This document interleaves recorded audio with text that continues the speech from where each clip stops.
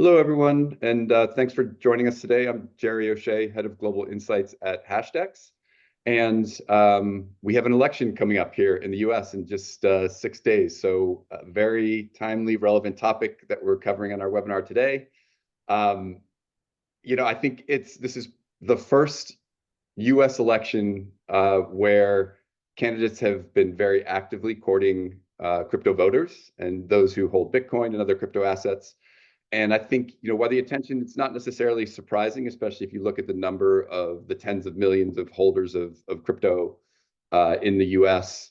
I think that maybe the scale and the speed at which it's happened has been a little bit surprising, and maybe not, most people would not have predicted how this election has kind of turned into one about crypto voters in a lot of ways.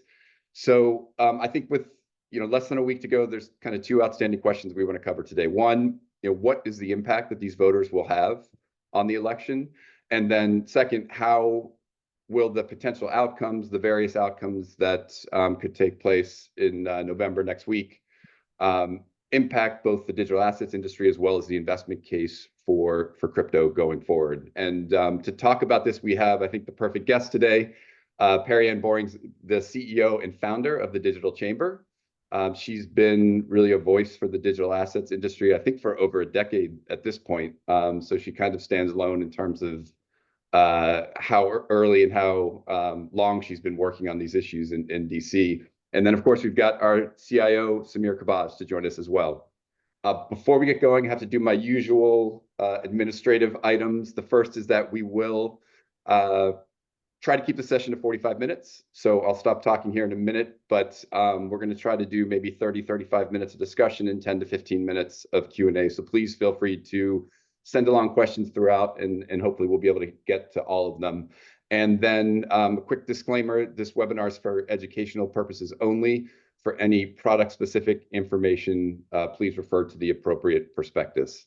So let's go ahead and dive in. And Perianne, I'll start with you. The Digital Chamber, as I mentioned, has been around for over 10 years now at this point. Can you just very quickly, for some context, talk about your mission and how this has evolved over time? Yeah, hey Jerry, it's great to be here. At the Digital Chamber, we are a nonprofit trade association representing the digital asset industry. We turned 10 years old this summer, so that makes us the oldest, and we're also the largest nonprofit serving the digital asset and the crypto space here in the United States. We represent about 200 companies that are building, developing, and investing in digital assets and blockchain technology.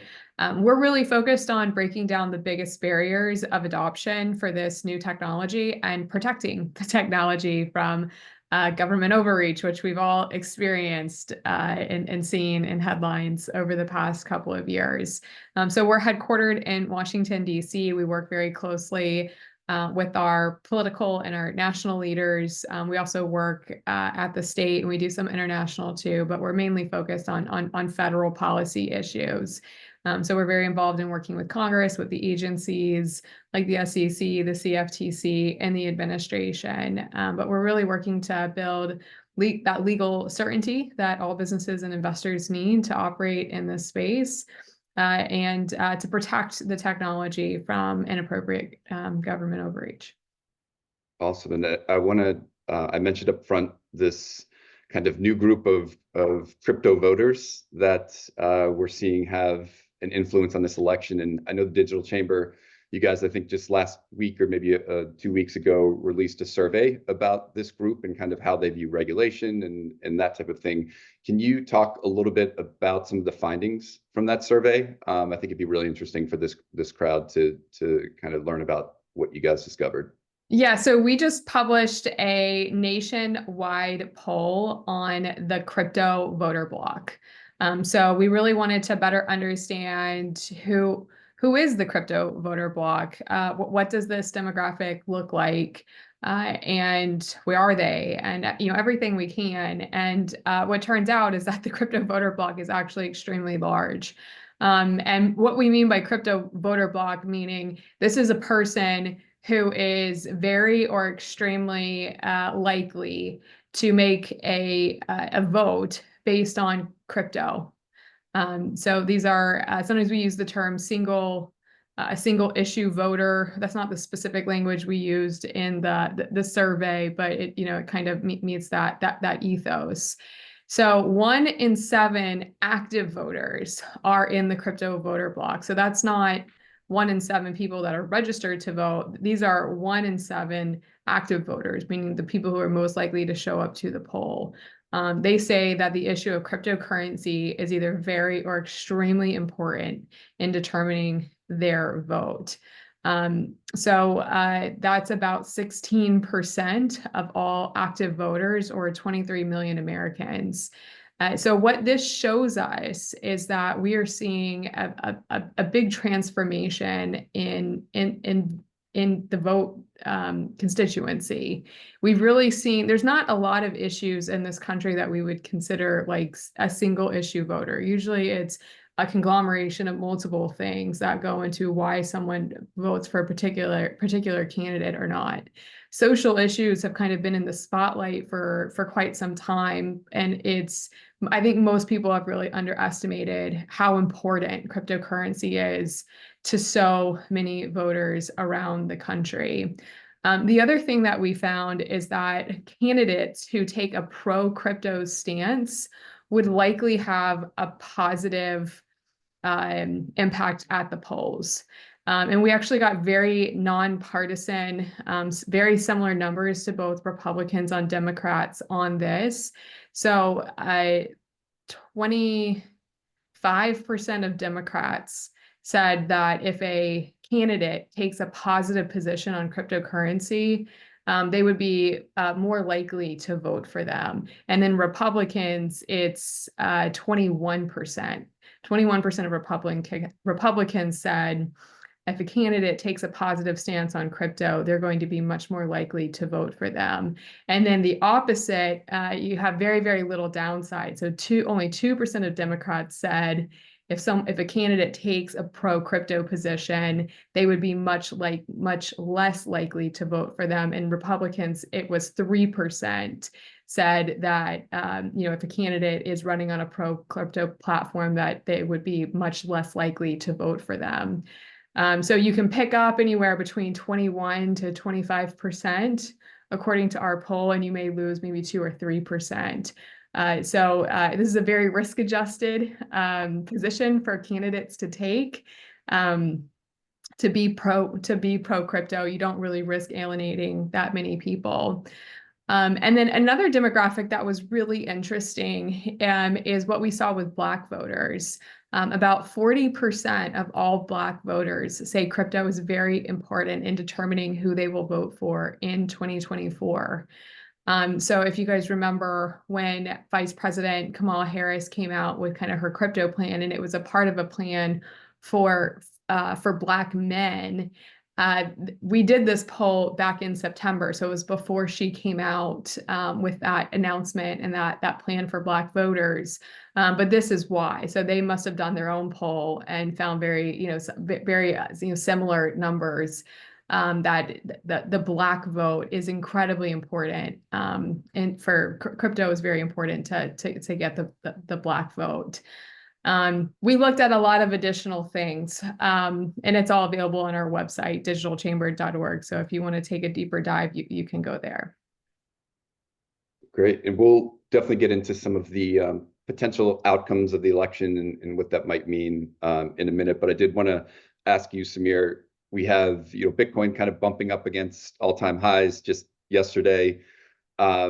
You've said in some of your recent articles that you think this election is, regardless of the outcome, a net positive for investors. Can you talk a little bit about why you think that is?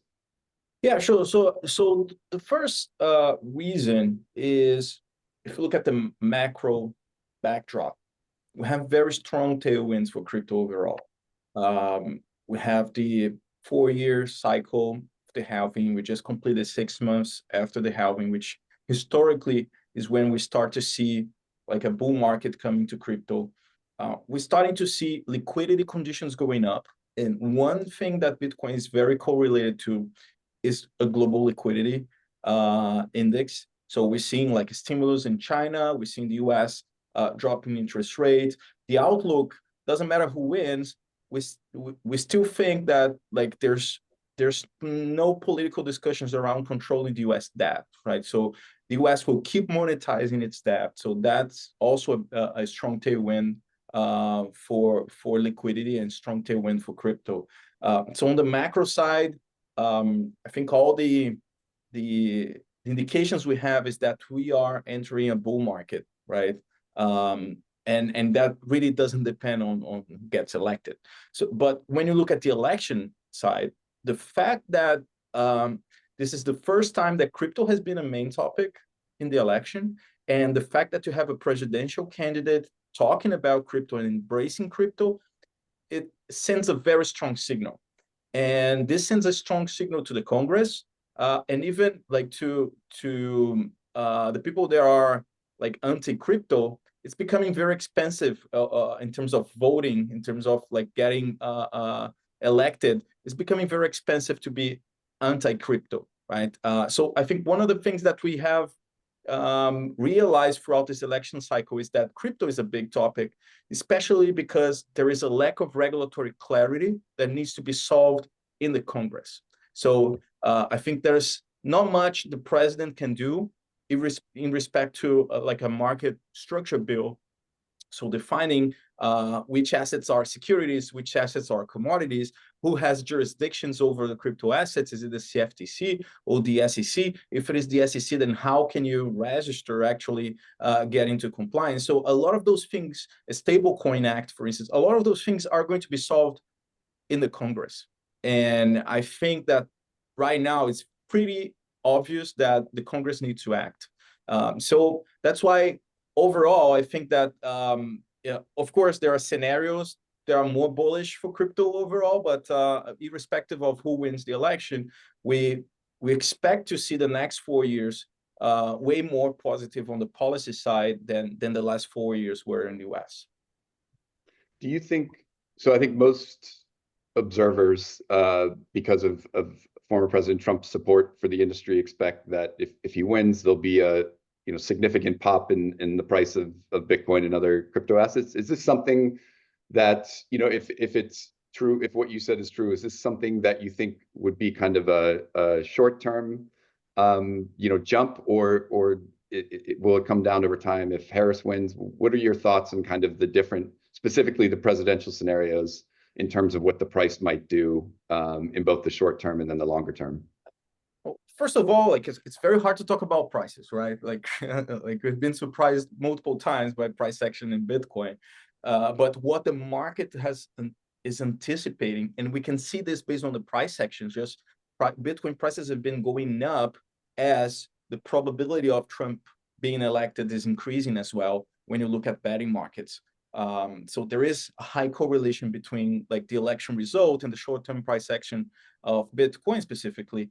And so what we expect to see is a lot of speculation in the days after the election. If Trump is elected, then we are anticipating, we expect to see a pretty strong rally. And this rally might trigger like a very significant bull market. Okay, so that might be the trigger when we look like a few years ahead.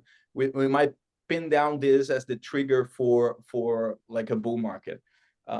So yes, we expect to see like a reaction if Trump is actually elected.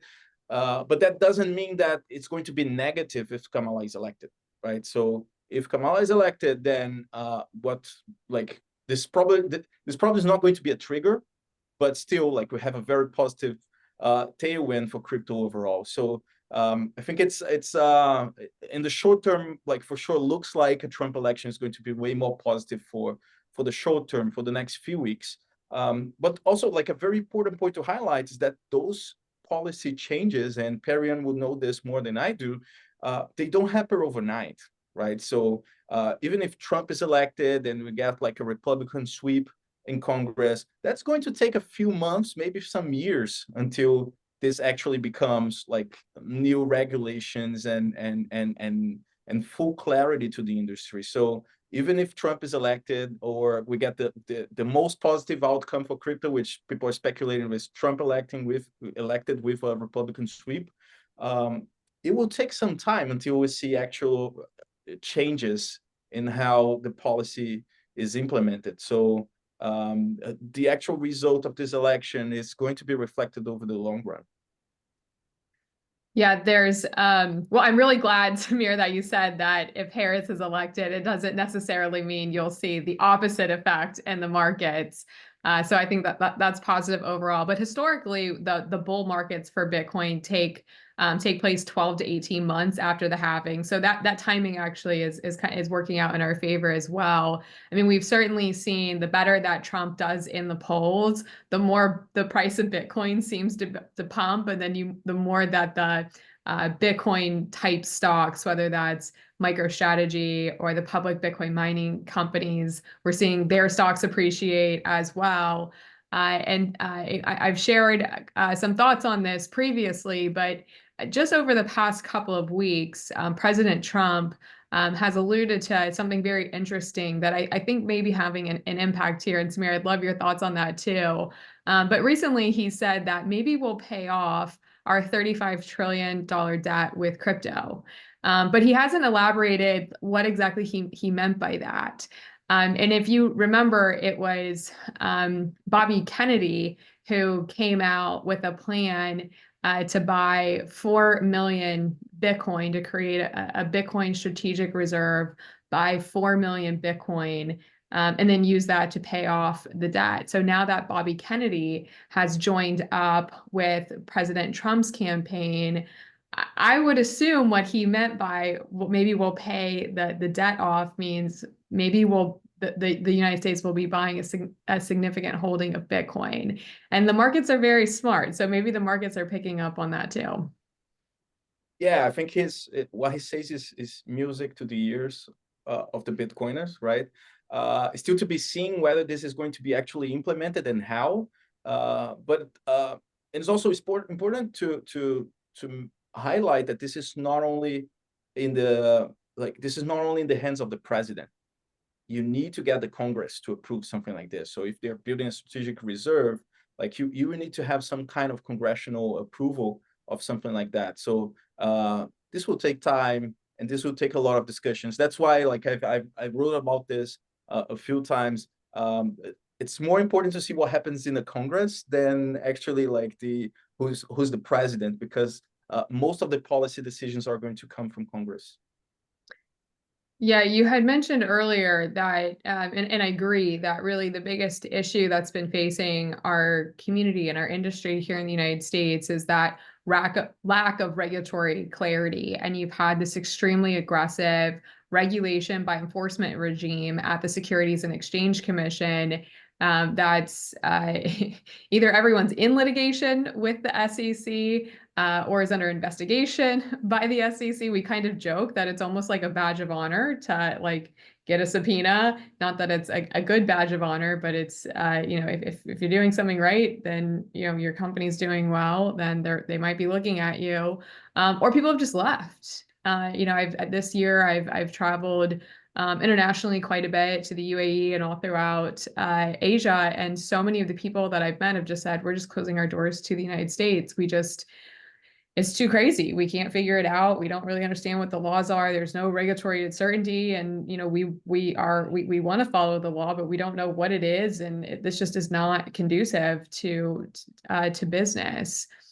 There's actually a lot that both the SEC and the CFTC can do within their statutory authority that they could do pretty simply today.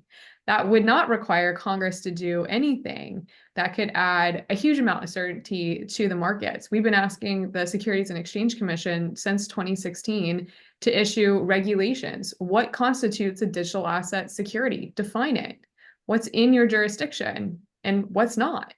And if businesses knew when a digital asset should be regulated by the SEC versus the CFTC, that would address like 70% of the issues companies have.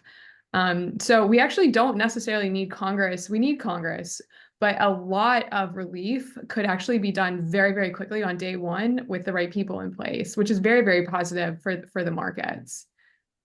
Yeah, no, I agree with you, Perianne, but you mentioned like since 2016, we've been asking for clarity, and both from the Democrat side and the Republican side, doesn't matter. Like the SEC hasn't been giving that kind of clarity, and I think this is very hard to give that kind of like simple rule that applies to everyone when it comes to security. I think a discussion around what's a security and what's a commodity is not a problem just for crypto. Is a problem that CFTC and the SEC has been facing for multiple different assets and contracts over the last few decades. So it's a very hard issue. Even if you have all the goodwill to solve, like it's still a hard issue to determine what is a security and what's not. I'm not saying that like you should do regulation by enforcement, which is like a pretty strong brand of this last administration. But I empathize with them. It's a very hard challenge to create some kind of clarity on the regulatory side. It's not hard. It's really not. It's guidance. It's leadership. It's a leadership issue. So, we've had Chairman Jay Clayton could have done this. We asked Jay Clayton to do it. He didn't. That was on him. But he was getting pushback from Mnuchin over at Treasury and FinCEN, and he could have done it. And we pleaded with him to do so, and he didn't, which was definitely one area where the Trump administration kind of fell short of our industry back in the first administration. But then, of course, Gary Gensler came in and just took things in an extremely aggressive way, in the complete opposite way. So with the right people in place, and I do think the Trump administration is talking to the right people. With the right people in place, it really wouldn't be that hard to do, but it's very much a leadership issue. It's a political issue, but those things do have to align, and there's a lot of magic that happens to make those things align. Yeah. What about too, Perianne? So you mentioned kind of some of the steps Vice President Harris has taken to court the industry and crypto voters specifically. Maxine Waters, the senior most Democrat in the House Financial Services Committee, has had some comments maybe a month ago or so that seemed somewhat favorable or more favorable toward taking a more constructive approach to looking at this industry. What do you think's going to happen with the sort of anti-crypto sentiment? And I mean, I think it's, for a politician to be anti-crypto, I think it's like a politician being anti-internet in the 1990s or something like that. I think it's kind of crazy, but obviously where we sit, we have a much different view. But I'd love your perspective on what you think might happen with that sort of sentiment in 2025, if that's going to continue to be like a real driving force for some Democrats. Yeah, I mean, it's been interesting to watch how this has evolved over the past decade. Of course, when we first started these conversations with Congress and with policymakers back in 2014, most people had absolutely no idea what we were talking about. And, we were just starting very much at step one. And this was not, once people started getting a little more acquainted and educated on the technology, for many years, this was not a partisan issue. People weren't really taking hard stances of this is bad. We did have some champions, people who were really excited about it, but it was really just about technology. This is at the end of the day, this is software. So it doesn't need to be a political topic in any way, shape, or form. It really wasn't until the Biden administration that this became a political topic and that cryptocurrencies became politicized. And it was Senator Elizabeth Warren who has spearheaded that effort. And, famously on her campaign website, she was promoting, "I'm creating an anti-crypto army." But we've seen some really interesting things over the past year, with it being an election year. We talked about some of the stats in our poll, where you have this, extremely large crypto voter block. There's millions of people around the country that are pro-crypto, and they're voting on this issue. So now politicians are starting to see that, being anti-crypto, like it's not in my political interest to do that. And Elizabeth Warren, who literally tried to ban cryptocurrencies in this Congress, she introduced a bill to ban cryptocurrencies. And she got pretty far. She got 3 hearings in the Senate Banking Committee. She got bipartisan sponsors. I mean, she got real support for this effort. When she was in her Senate debate with her challenger, John Deaton, she completely changed her tune when it came to speaking with her constituents, with her voters. She said, I'm not against crypto. I just think, there needs to be rules to the road. Of course, she didn't disclose that the rules that she's proposing actually bans the technology altogether, but that's the game of politics. So we are definitely seeing, if you can have Elizabeth Warren, the head of the anti-crypto army, completely change her tune when she's in front of that voter when she's on that podium speaking directly to her voters, there's a reason for that. It's because she knows this can cost her. So I think this anti-crypto sentiment is complete nonsense. I mean, Jerry, like you said, it's like saying I'm anti-internet, anti-tech. Like, this should not be a political thing at all.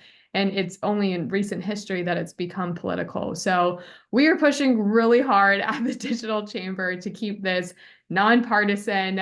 We really want to get back to just discussing the technology and how you regulate companies that are building on it in a safe and a responsible way. I think we will go back there. And I do think just the amount of influence our community is having right now at the polls is pushing that forward. And I think the other thing I wanted to make sure we cover here too, and Perianne, feel free to go into as much detail, as little detail as possible, but Samir was talking about the impact that Congress will have on this industry, and I'd love to get your thoughts on, beyond the presidential race, like the outcome of what the Senate might look like in the House, how all of that could impact the kind of future of digital assets here in the U.S. Yeah, the Congress is extremely important. I mean, I do think there's things the agencies can do, but Congress is critical to getting new laws written. Things like the market structure bill and the stablecoin bill that we've been working on for so many years, that has to make its way through Congress. In the Senate, it's pretty much expected that Republicans are going to take the majority. The reason being is that Republicans only need to win one state to get the majority. So Democrats are currently defending 23 seats and Republicans are only defending 11 seats. And all of those 11 seats that the Republicans are defending they already lean Republican. So they're probably going to keep those. So they just have to win one. And it's West Virginia seems pretty solid that will go Republican in the election. Again, not trying to be partisan in any way, just sharing kind of our analysis of what's happening. On the House side, it's a little more up in the air. There's just so many. There's so many. Everyone's up for election. All 435 seats are up for election next week, and it's just a lot more of a toss-up, and it's very, very tight in a lot of places. So it's too unpredictable to call. It really could go either way in the House, either Republican or Democrat. So it's very possible we could have a split Congress again, or potentially we could see a red wave. I was going to ask too, there's a lot of attention around Polymarket, both the presidential and other races right now. And I would love, I think particularly for us in the crypto industry, we understand what that particular technology is because it's powered by crypto. But what is your sense of kind of the current state of polling? Like, everyone talks about how they don't know anyone that's been contacted by a pollster. And so I think there's like this sort of distrust of what the polls are telling us. But then, you look at kind of the disconnect between some of the polling and what's going on in Polymarket. And do you think that technology solutions like Polymarket are kind of, more accurate at this stage? Or do you think that the more traditional polling in terms of capturing what voter turnout might look like and things like that, is still kind of the way we'll find out what might actually happen in this election. Yeah, it's an important question. And I mean, I remember when I first moved to DC, I've always just been skeptical of polling. I was a math major up until my senior year, and statistics was my favorite class. So I understand how statistics work. And it's really, you have to have very, very clean and good data to have, true and honest poll numbers. So methodology is really important for polls that do not share their methodology. That's definitely a big flag, because how do we know how these were conducted? What's the margin of error? And you should read those methodology disclosures, because sometimes the margin of error is very, very large and broad. So I take it with a grain of salt. There's definitely polls that are better than others. If they're not transparent about how they came up with these numbers, I think it's hard to trust. And then Polymarket's almost like a completely different animal, because it's a betting market. It's not statistics. But the markets are very smart, but people can bet however they want. And then of course, people within the United States, aren't able to use Polymarket, and this is our election. So I think you have to take Polymarket with a grain of salt as well. But it's definitely it's caused concern in Washington for sure, where I do think the political machine really wants to control the narrative in the messaging. And one way they do that is through polls. And then when you have, Polymarket out there with completely different numbers, it makes people say, well, wait, what about all these established polls that the machine has put out? Why is it so different? So now everybody's questioning polls, but I think that's a really healthy conversation to have. I think there is a lot of I think our political system has gotten out of hand. We very much have a divided country. I am very concerned about that as a millennial, as someone within one of the younger generations. It's every 4 years, I just see our country going further and further and further apart. And it's like, how much further can this go?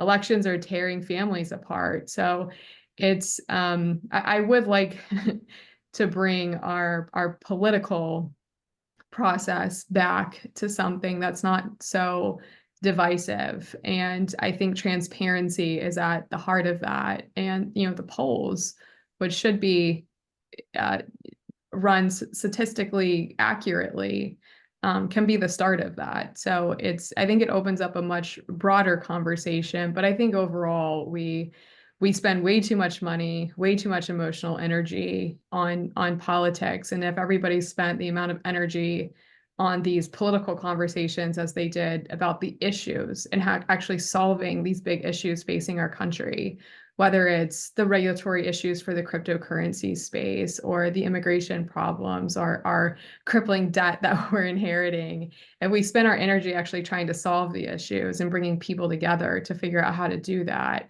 I think that would just be so much more productive than everyone being pulled apart in the politics of the heat of the moment.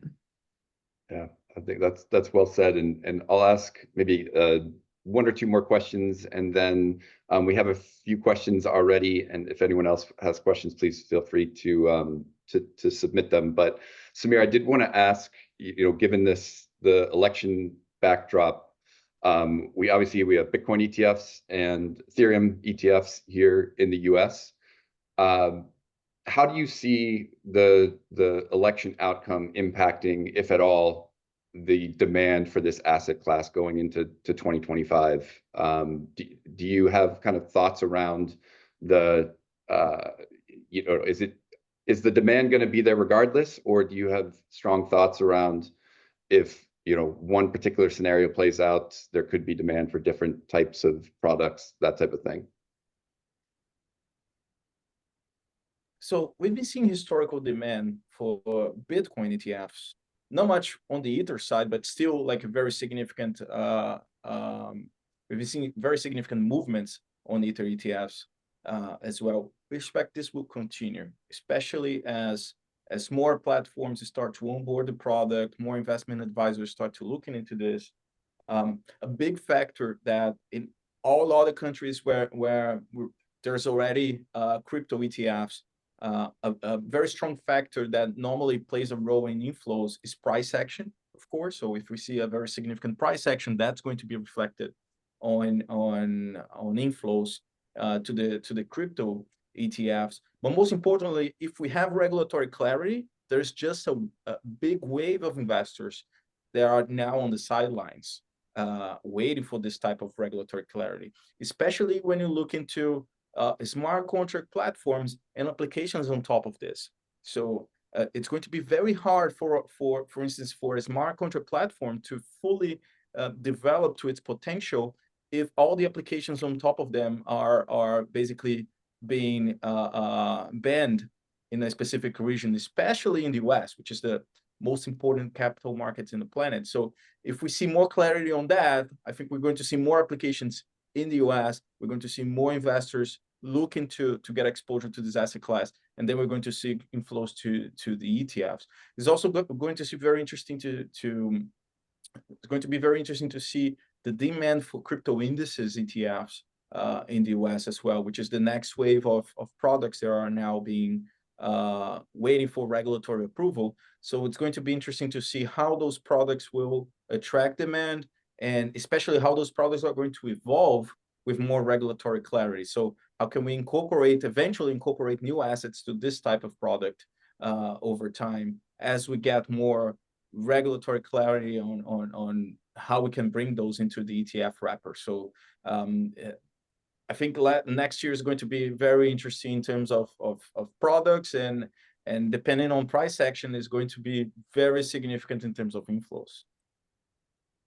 So we have a question, a related question, so maybe I'll just follow up on that about the performance of Bitcoin relative to altcoins in the new year. And so, Samir, if you have thoughts around kind of how Bitcoin might perform relative to Ethereum, Solana, and other assets, that'd be great. Okay, so again, let's talk about the backdrop and then how the elections could influence that. So on tailwinds, more liquidity is going to be positive for risk assets. Bitcoin has been outperforming for over 2 years. That's normal in the consolidation phase that we saw in the last 2 years. It's normal that when prices drop, Bitcoin will hold it better than the smaller assets. And as we see a price recovery or a bull market, the other assets, they are way smaller in size. They tend to appreciate more as capital comes to the asset class. So we expect to see like altcoins, I would say like smart contract platforms and their applications overperforming Bitcoin in the next 12 to 18 months if we keep seeing liquidity conditions going up. Okay, we're seeing the market maturing as well. So scalability was a big problem like 2-3 years ago. Now it's not so much. We're really thinking about which applications can get mass adoption. And Polymarket is one example of a crypto. It runs in crypto on the back end, but like the users, you don't even know that there's crypto behind it. So those types of applications are the next wave of applications we expect to see. Stablecoin is just keep growing exponentially outside of the US with regulatory clarity in the US. That might be also a big catalyst for stablecoins that all benefit smart contract platforms. So we expect to see like more like I would say other crypto assets outperforming Bitcoin if we see liquidity conditions going up, and if we see regulatory clarity in the US, that tends to be extremely positive for other assets outside of Bitcoin, because those are the assets that are being questioned right now and they are basically being suppressed in the US. Bitcoin, not so much. It has like already some kind of regulatory clarity, already has an ETF, so it follows its own track. And Bitcoin might benefit a lot if we're talking about strategic reserves. So if the US starts building a strategic reserve, there might be a huge catalyst for Bitcoin that might cause Bitcoin to overperform other assets. But overall, we believe that in the next 12 to 18 months, we've seen a lot of asymmetry towards the other crypto assets. Perianne, I know you've talked a little bit about some of the key races already, but we do have a question about potentially some others that might matter. I don't know if there's any other. You mentioned Senator Warren, and I live here in Massachusetts. I don't know that her seat is really in jeopardy, but are there other kind of key races that you think could impact the future crypto regulation? Ohio is also a really important state, and there's hundreds of millions of dollars going into the Ohio Senate race. So the race is between Senator Sherrod Brown, who's the chairman of the Senate Banking Committee. He's been in office for over 30 years, and he's one of the most senior Democrat members in Congress in the United States. And he has really been working hand in hand with Elizabeth Warren to help advance her bill that would ban Bitcoin and prevent any good bill that could bring that regulatory clarity that industry needs from going through committee, despite there being multiple legislative proposals that have just been sitting with no action, where Chairman Brown, had the authority to do so. Bernie Moreno is running against him. Bernie is actually a cryptocurrency and blockchain entrepreneur. He started a startup called Champ Titles in Onum in Ohio, and is challenging him, and it's neck and neck. So to have a Bernie, who is not a politician, has never held office before, and he comes from within our community, to take out one of the most powerful members of the Senate would certainly send a very strong message to Washington that the people do not support efforts to restrict or ban cryptocurrencies in the United States. So that's an important one. And if he loses his seat, if Sherrod Brown loses that seat, he would no longer be the chairman of the banking committee, or the ranking member, assuming it flips Republican. So it could really shake things up, and how things are controlled in the what's currently the Democrat-controlled Senate. I do. So let me just, we've got a couple more questions. So I think we have time for maybe one more. So there's a question around kind of it's around the worst and best case scenario for crypto from the elections, but maybe Perianne, I don't know if you want to focus on one or the other, or if you feel free to answer both. I'll take the worst case. Very long answer. Yeah, I'll take the worst case, because best case, I think in the best case, if Donald Trump wins and he appoints the right people, and people are really empowered to push pro crypto policy, I think the sky is the limit. On the worst case would be if VP Harris is elected and her unrealized capital gain proposal, which is in her economic plan, was implemented. I mean, that would be, I think, worst case scenario, because everybody who's held crypto would have to sell their Bitcoin or their crypto to pay for these unrealized gains. And it would just destroy the economic incentive to hold an asset like Bitcoin or cryptocurrencies. So really, really, really bad tax policy could make it impossible to continue to be an investor and a holder in the cryptocurrency space. Well, I know we're bumping up against time, and I hate to end on, I don't want to say that's a negative note, but we can maybe get into tax policy questions in another conversation. But I did want, Perianne, the best place for people to reach you. You mentioned digitalchamber.org, and that's where the survey is right now as well.